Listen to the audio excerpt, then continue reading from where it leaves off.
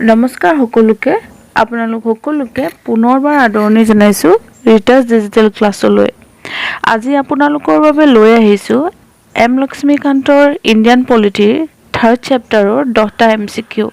আশা কৰো আপোনালোকে এই 10টা এমসিকিউ ভাল পাব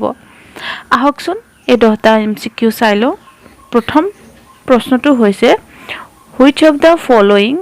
is called mini constitution or কোনটো মিনি কনস্টিটিউশন বুলি কোৱা হয় option A government of India act 1919 option B government of India act 1935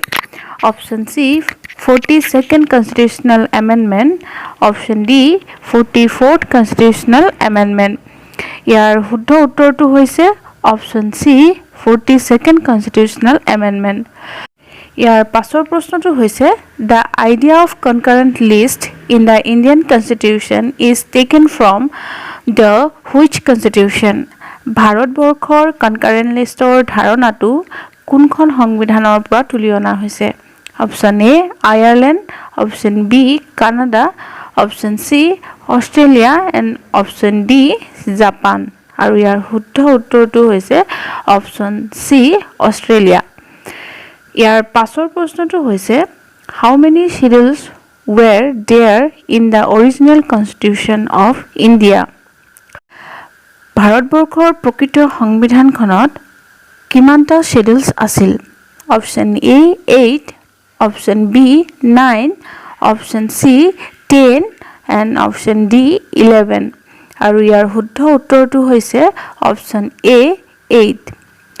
ইয়াৰ পাছৰ প্ৰশ্নটো হৈছে the concept of directive principle of state policy is taken from which country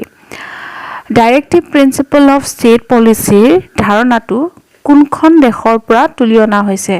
option A Germany option B Ireland option C USA and option D Switzerland ইয়াৰ শুদ্ধ উত্তৰটো হৈছে option B Ireland ইয়াৰ পাছৰ প্ৰশ্নটো হৈছে which constitutional amendment introduced the concept of fundamental duties in the constitution of India ভাৰতবৰ্ষৰ সংবিধানৰ fundamental ডিউটিজৰ ধাৰণাটো কোনটো কনষ্টিটিউচনেল এমেণ্ডমেণ্টে লৈ আনিছিল option A 42nd constitutional amendment act 1976 option b 44th constitutional amendment act 1978 option c 91st constitutional amendment act 2003 option d 99th constitutional amendment act 2014 ইয়াৰ শুদ্ধ উত্তৰটো হৈছে option a 42nd constitutional amendment act 1976 ইয়াৰ পাছৰ প্ৰশ্নটো হৈছে which constitutional amendment inserted the term secular in part 3 of the constitution of India কোনটো সাংবিধানিক সংশোধনে secular শব্দটো ভাৰতীয় সংবিধানৰ পাৰ্ট 3 ত অন্তৰ্ভুক্ত কৰিছিল option A 36th constitutional amendment act 1975 option b 42nd constitutional amendment act 1976 option c 44th constitutional amendment act 1978 আৰু option d 91st constitutional amendment act 2003 ইয়াৰ শুদ্ধ উত্তৰটো হৈছে option b 42nd constitutional amendment act 1976 ইয়াৰ পাছৰ প্ৰশ্নটো হৈছে which of the following is not matched correctly তলৰ কোনটো শুদ্ধভাৱে মিল হৈ থকা নাই option A part 1 union and its territories option B part 2 citizenship option C part 3 directive principle and state policy and option D part 6 state government আৰু ইয়াৰ শুদ্ধ উত্তৰ হৈছে অপশন সি পাৰ্ট 3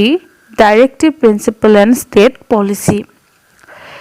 ইয়াৰ পাছৰ প্ৰশ্নটো হৈছে 7th schedule is concern with সপ্তম শিডিউলটো কিহৰ সৈতে জড়িত option A from languages option B partition of powers between centre and state option C from the judicial areas of the states, and option D from Panchayati Raj. আৰু ইয়াৰ শুদ্ধ উত্তৰটো হৈছে option B partition of powers between center and states. ইয়াৰ পাছৰ প্ৰশ্নটো হৈছে what is not taken from British Constitution in the Constitution of India? ভাৰতীয় সংবিধানে ব্ৰিটিছ সংবিধানৰ পৰা কোনটো বস্তু লোৱা নাই? Option A parliamentary rule, option B single citizenship, option C fundamental rights, and option D cabinet system. আৰু ইয়াৰ শুদ্ধ উত্তৰটো হৈছে অপশ্যন চি ফাণ্ডামেণ্টেল ৰাইটছ। আজিৰ ভিডিঅ'টোৰ শেষৰটো প্ৰশ্ন হৈছে which of the following articles cannot be null during the national emergency?